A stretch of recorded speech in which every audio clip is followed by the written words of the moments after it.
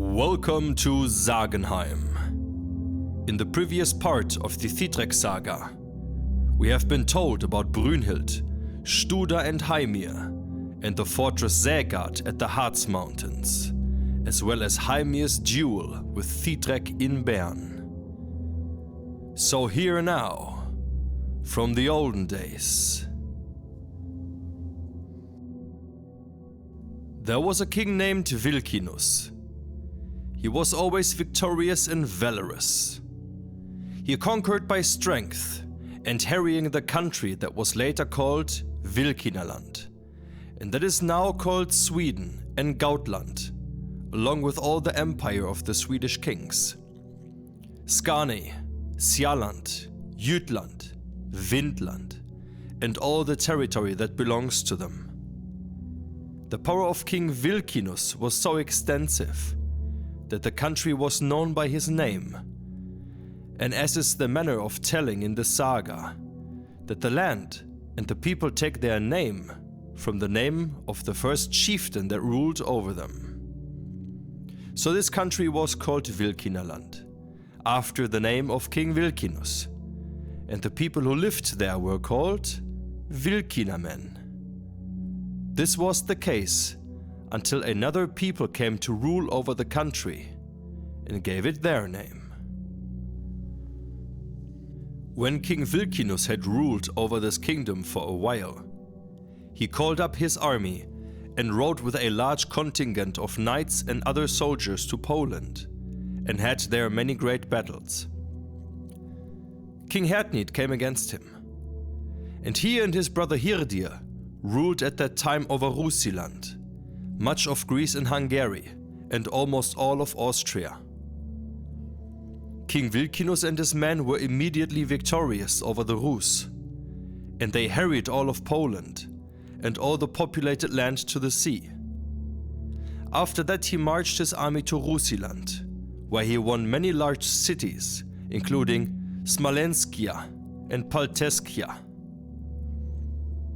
Before he stopped, he rode into Holmgard, the capital city, before the castle of King Hertnid. There were many fights there before Hertnid took flight, and his brother Hertnid fell there, and many armies of Rus and a large number of men were taken to be held for ransom. King Vilkinus also took so much gold and silver and many kinds of treasure that he had never won such a victory since he first began to harry. And some time later, the two kings agreed that King Hertnid would keep his kingdom, but he would pay tribute to King Vilkinus, according to the extent of his land. With that, an army of Vilkinamen was stationed in Rusiland, and King Vilkinus traveled home to Vilkinaland. It happened one time that King Vilkinus traveled with his army along the eastern route through the Baltic. And when his ship was moored one time, it happened that the king went onto the shore and went into a forest alone with no one else along. There he met a woman. She was fair, and he set his mind on her and lay with her. This was no one other than the woman known as a mermaid, who had the nature that she was a monster in the sea, but seemed to be a woman on land. And when his men, who should have followed him, missed him, they searched for him in the forest. Then the king came to his men and to his ship, which was prepared to sail out to sea. And when they had gone some distance from the land, the woman came up beside the king's ship next to the raised deck at the stern, and she took hold of the ship's stem and held it so fast that the ship stood still. And now it came into the king's mind that this might be the same woman he had met in the forest by the beach. And he spoke to her. "Let us go our way. And if you have anything to say to us, then come to my country and I will welcome you warmly, and you will be favored by me." Then she turned the ship loose and traveled along behind it in the sea, while the king traveled back to his country. When he had been home a half year, a woman came to him and said that she was carrying his child. He fully recognized her and had her taken to a house that he owned. And when she had been there a short time, she gave birth to a male child, and this boy was called Vadi. But then she did not want to remain there any longer, and she left, and no man knows what has happened to her since. And this boy, when he grew up, became so large that he was a giant and took after his mother's side, so that he wasn't like human men.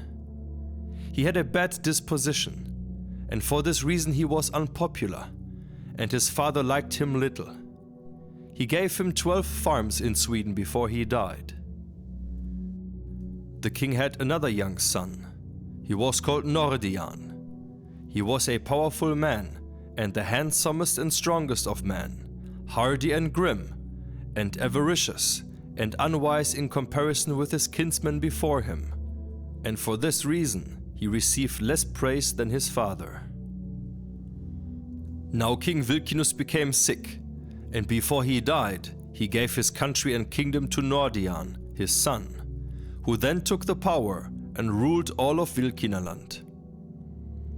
When King Hertnid heard that in Rusiland, he spoke and bade all his men who could hear these words to listen.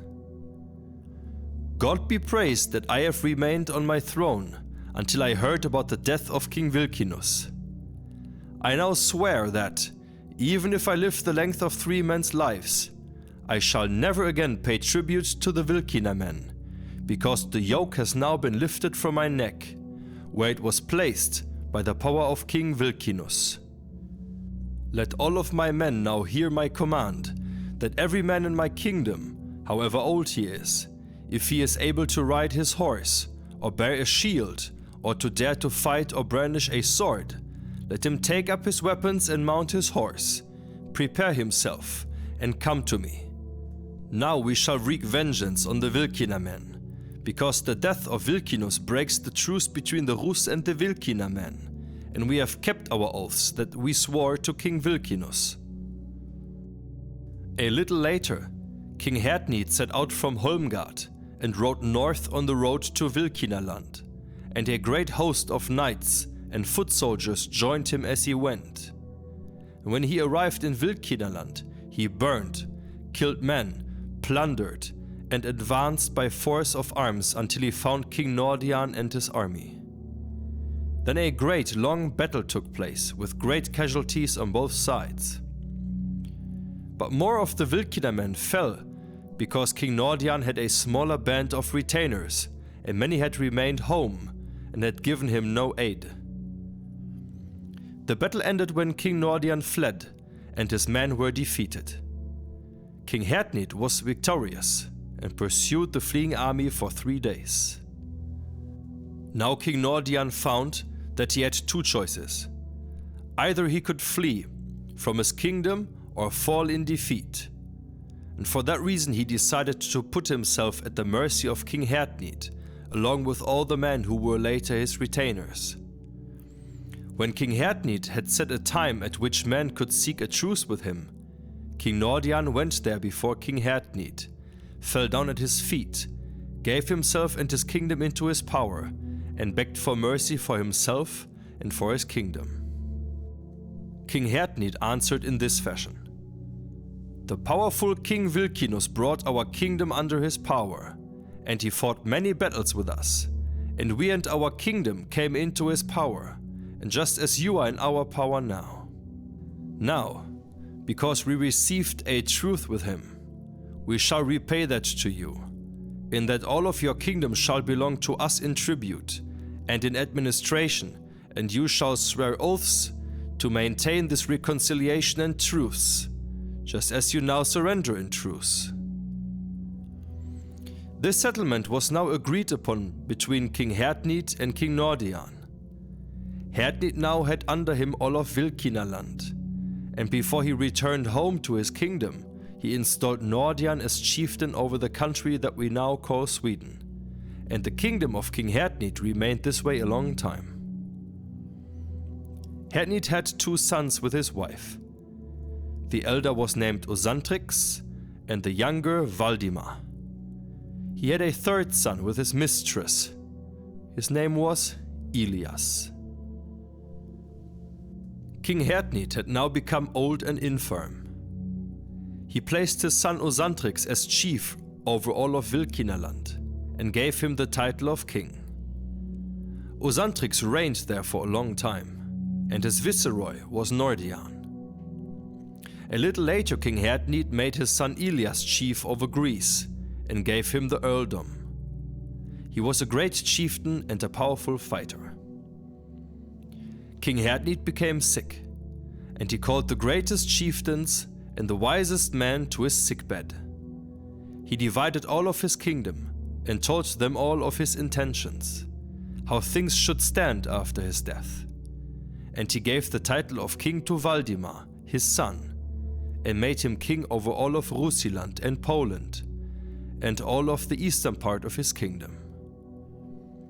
And shortly after this, King Hertnid died with great honor, and his sons ruled the land for a long time. King Nordian in Zealand had 4 sons. One was named Edgar, the second Avendrod, the third Vidolf Mitsumstangi, and the fourth Aspilian.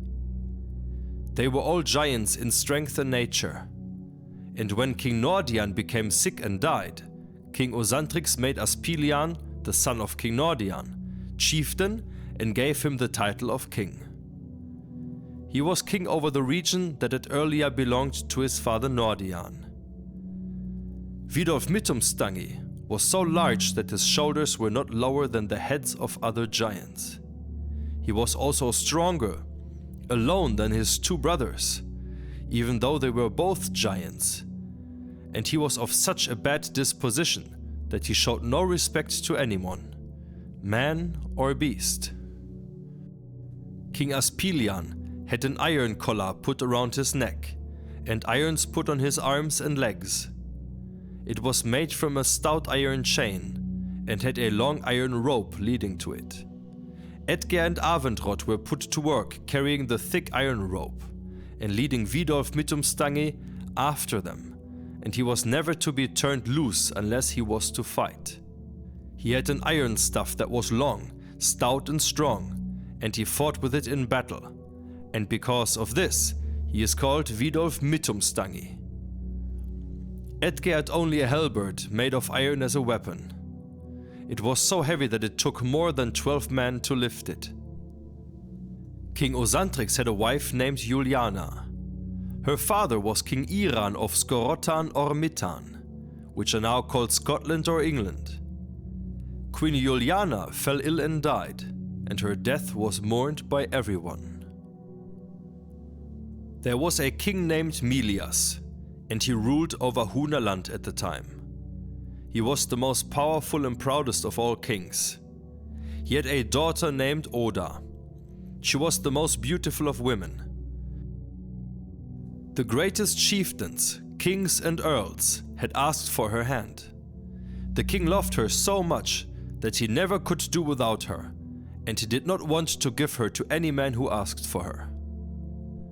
But when King Osantrix heard these tidings about the king and his daughter, he sent 6 of his knights, dressed magnificently, to King Milias and had them give him a letter that read: King Osantrix of the Vilkinus sends his greetings to the king of the Huns, Milias the Powerful.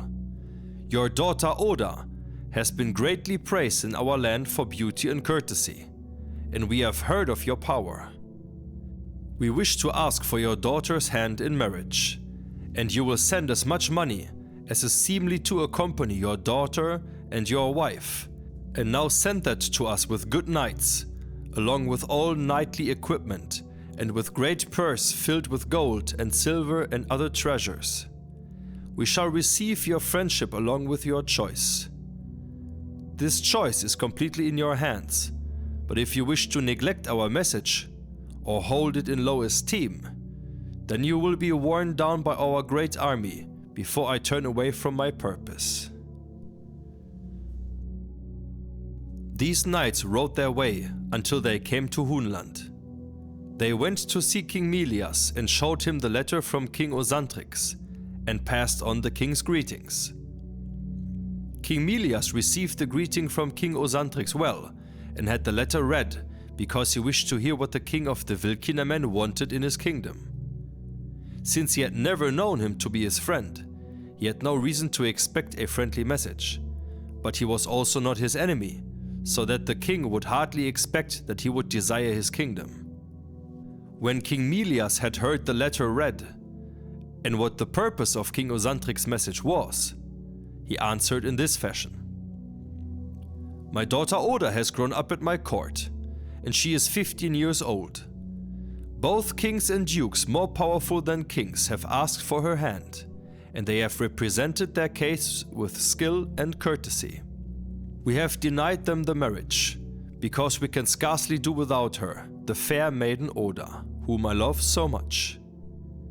This king of the Vilkinus is so proud and so powerful that he thinks I would give my daughter up before I would face his army. He will find out about that.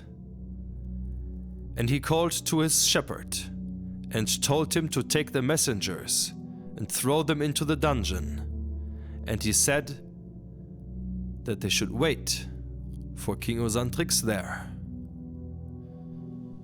And thus, the 7th part of the Thidrekssaga is at its end. In the next part, we will witness heated tempers, a king in disguise, as well as a raging giant and his unpredictability.